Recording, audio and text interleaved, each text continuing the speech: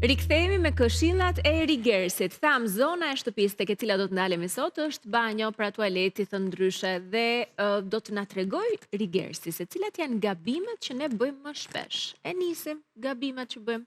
Atëherë, gabimi i parë që bëjmë, ne sprekasim gjithmonë zonat e gabuara, por jo aty ku duhet të higjienizojmë. Pra po ta marrim në raste konkrete është bideja. Sprekasim gjithmonë brenda.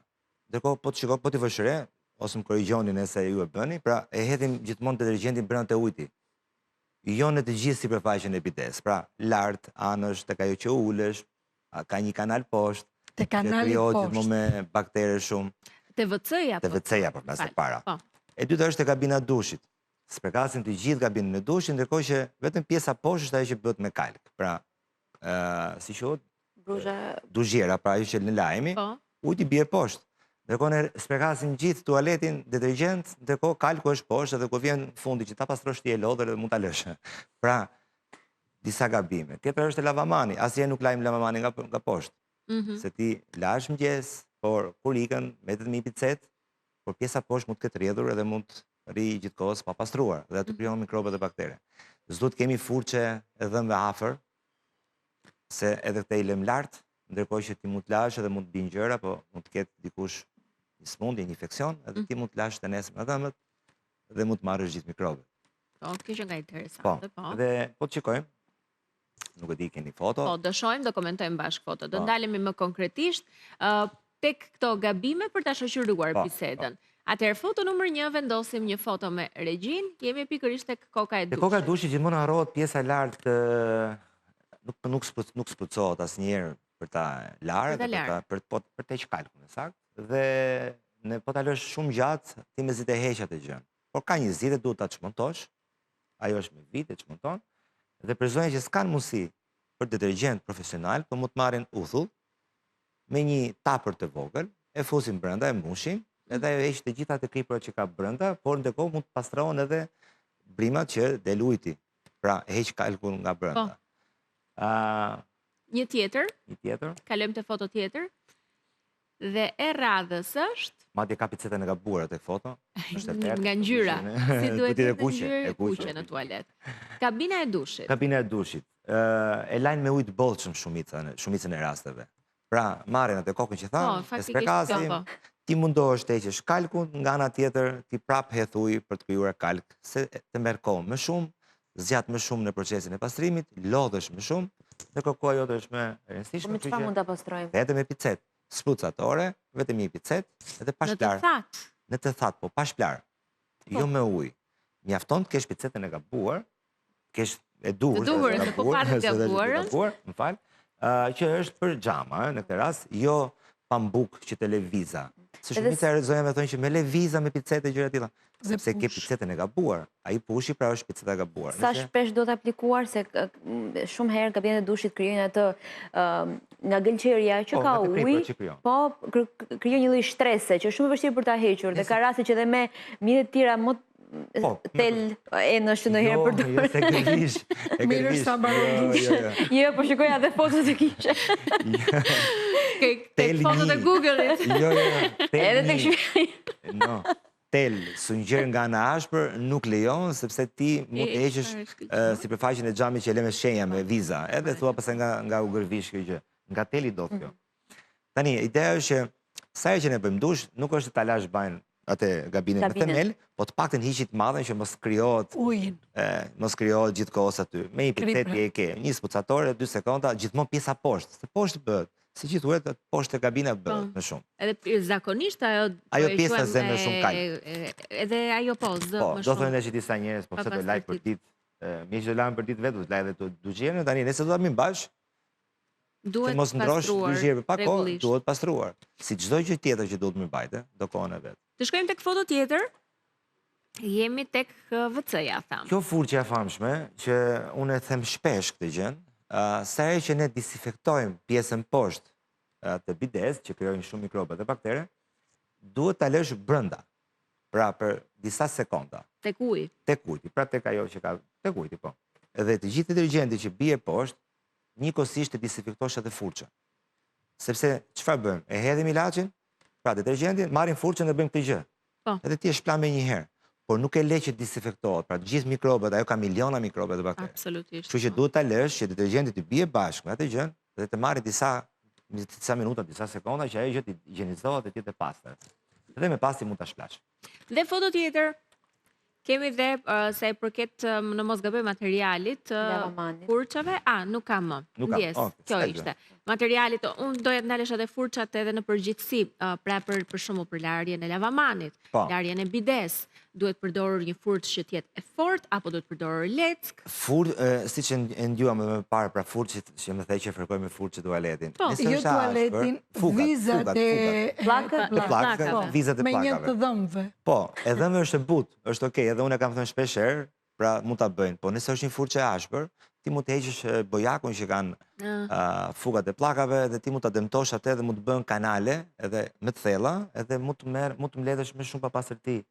Tek ato kanale që zakonisht të duket nga që është bardh. Po, për momenti, por nëse ti e aplikon 2-3 herë atë gjën, do bëhet kanale dhe nuk e duhet ta mbushësh pastaj me izolim prapë, nga fillimi prapë. Kështu që duhet të jetë e butë në këtë rast.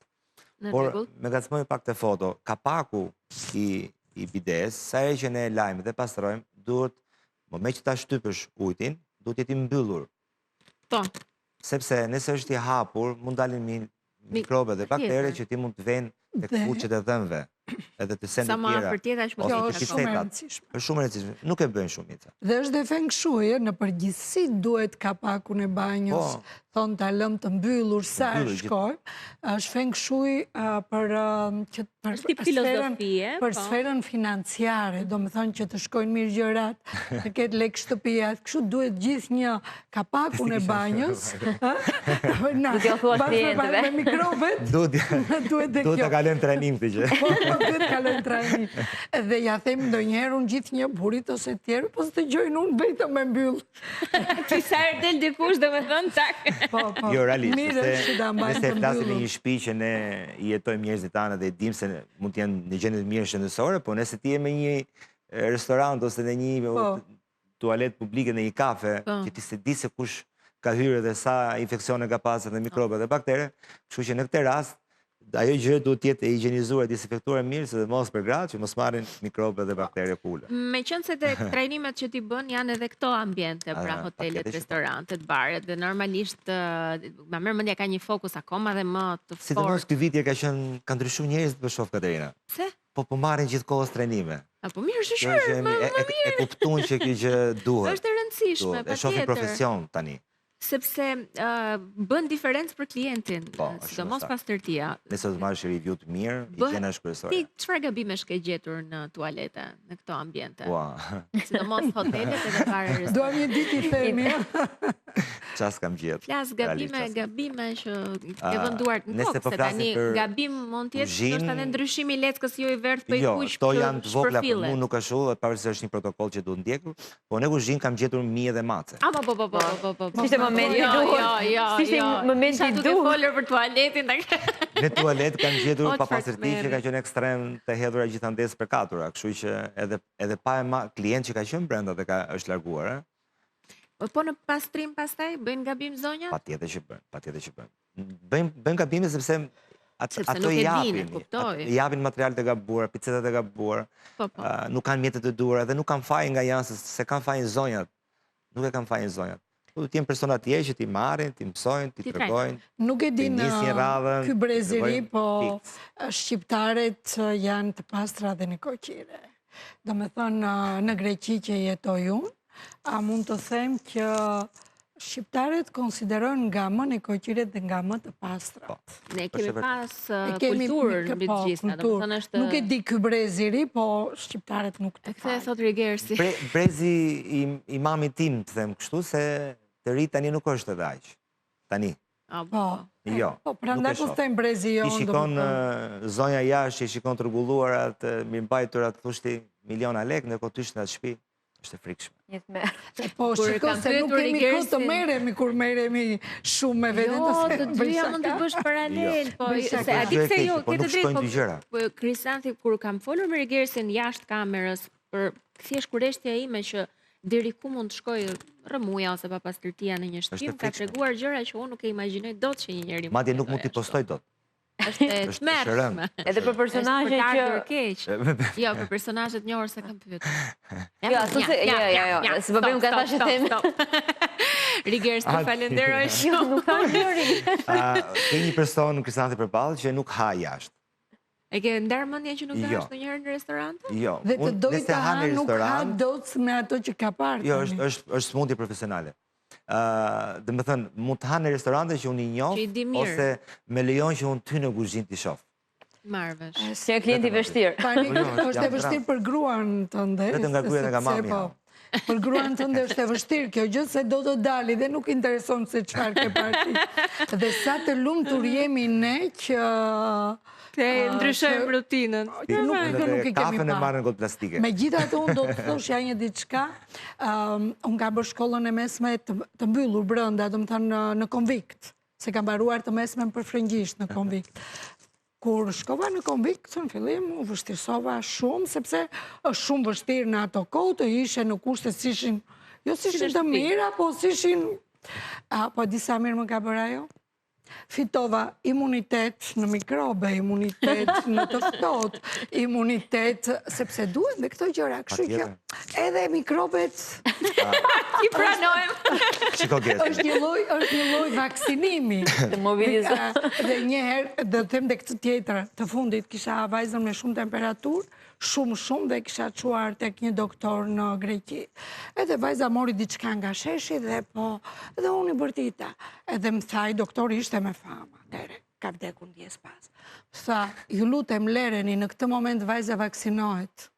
Do me thënë, mikrobi të kryon një imunitet. Antitrupat. Unë do të them dhe diçka për ta mbyllur nëse më lejohet, nëse keni po.